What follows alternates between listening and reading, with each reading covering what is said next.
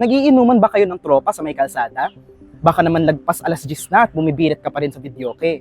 Bawal na yan. Ito ang bagong utos ni Interior and Local Government Secretary John Vic Remulla sa Philippine National Police bilang bahagi ng kanilang Safer Cities program.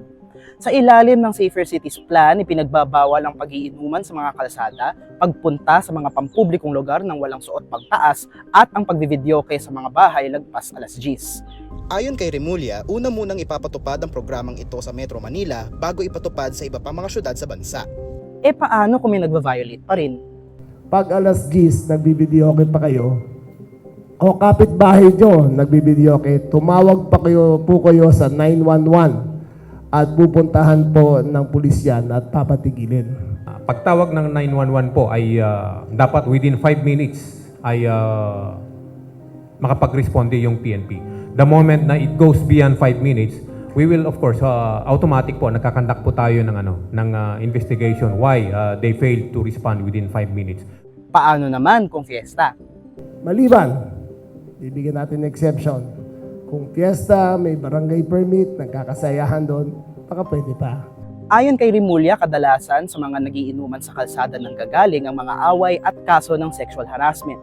Diniin niya rin ang pagsuot ng pangtaas bilang act of civility habang nasa pampublikong lugar. Samantala, sabi ng kalihim, ang pagtigil ng videoke pagsapit ng alas 10 ay simpleng pagpapakitang respeto sa mga mag-aaral at trabahador na papasok sa susunod na araw. Sunod, in-identify namin ang major,